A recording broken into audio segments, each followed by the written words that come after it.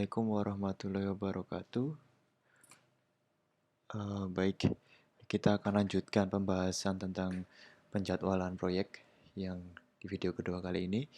Ada 3 teknik yang bisa kita gunakan, yaitu menggunakan Gantt chart, kemudian menggunakan Critical Path Method atau CPM, dan yang terakhir adalah Program Evaluation and Review Technique atau PERT.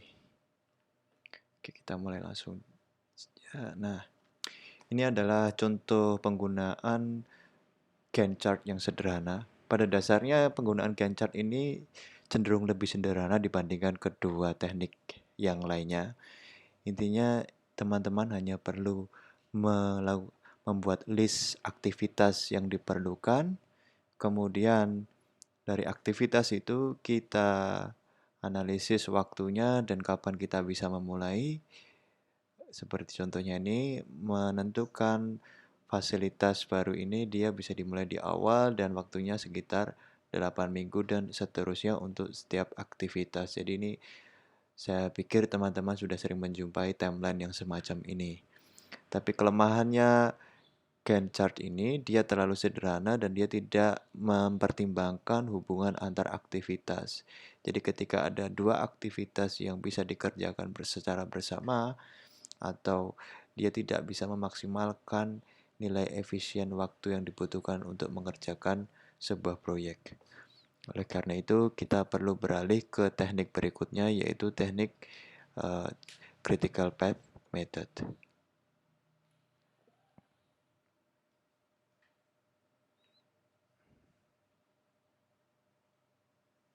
Nah, PERT dan CPM ini pertama dikembangkan di tahun 50-an.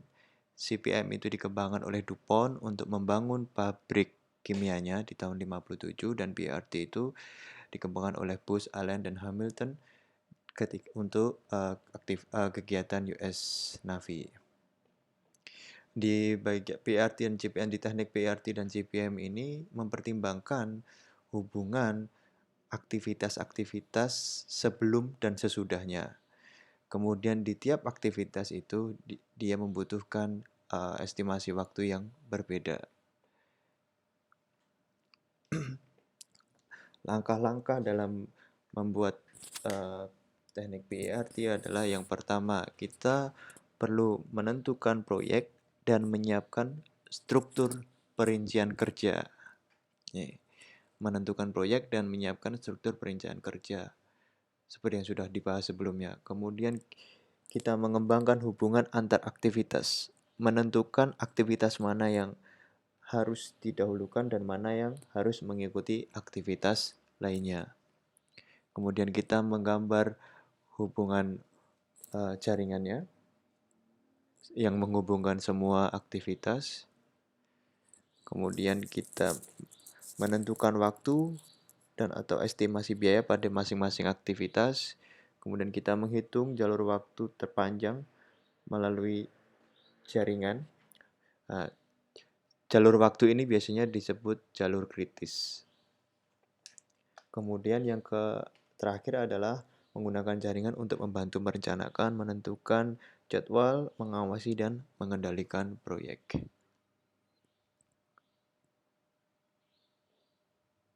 Nah, hal yang terpenting dalam teknik PERT ini, kita harus mampu menghitung waktu terlama di dalam jaringan tersebut.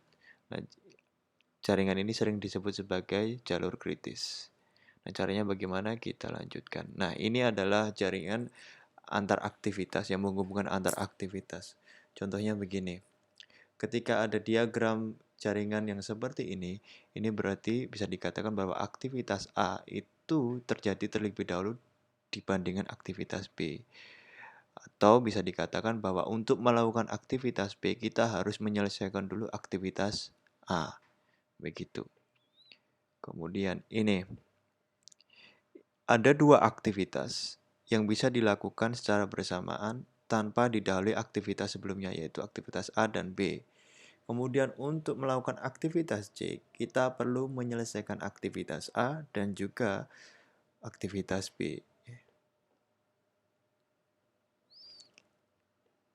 untuk diagram yang C ini, aktivitas B dan C ini bisa dilakukan ketika kita sudah menyelesaikan aktivitas A dan seterusnya. Jadi arah panah ini menggambarkan sebuah hubungan antar aktivitas. Sedangkan bulatan ini adalah bisa kita sebut sebagai aktivitasnya, dan 3,0, 2,0 ini adalah estimasi waktunya. Nah, sekarang kita masuk ke contoh.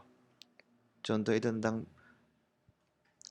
Milwaukee itu telah mengidentifikasi 8 aktivitas yang harus dilakukan untuk membangun sebuah kontrol air pollution control atau peralatan untuk mengontrol polusi udara di dalam fasilitasnya.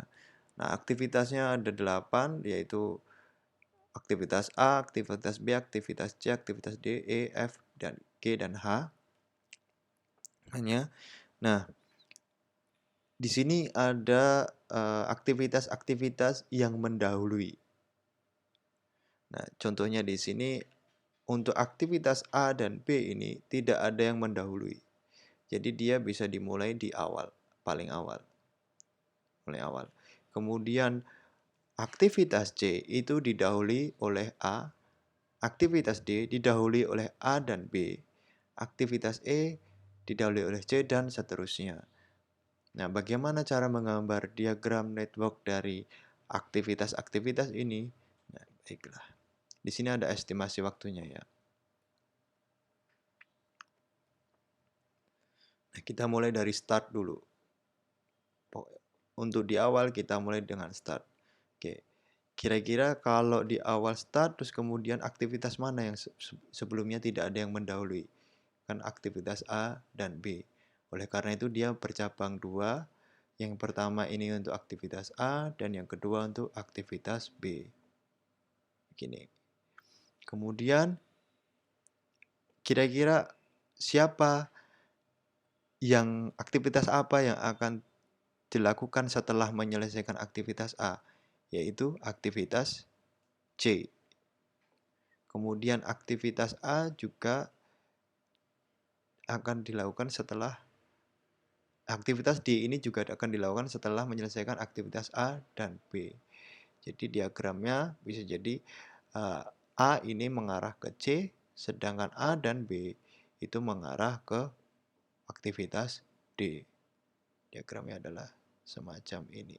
Oke, ini C. Kemudian, nah gini. Kemudian aktivitas E itu terjadi setelah menyelesaikan aktivitas C. Berarti kita meneruskan ke aktivitas E-nya di sini. Oke, baik di sini. Kemudian aktivitas F itu terjadi setelah aktivitas C juga. Berarti dia mencabang 2 kali. Oke, gini. Kemudian aktivitas G itu terjadi setelah menyelesaikan aktivitas D dan E. Berarti aktivitas D dan E ini dicabang menjadi satu untuk membentuk aktivitas G di sini. Oke. Kemudian aktivitas terakhir itu aktivitas H.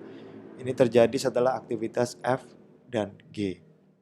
Sehingga ini bisa dikatakan ini arah panahnya ke sini dan ini arah panahnya ke situ. Oke. Nah, ini adalah gambar diagram networknya. Nah, ketika kita sudah menentukan estimasi waktunya, bagaimana kita bisa mengkalkulasikan lama waktu proyek yang berjalan? Adalah dengan kita membuat jalur kritisnya.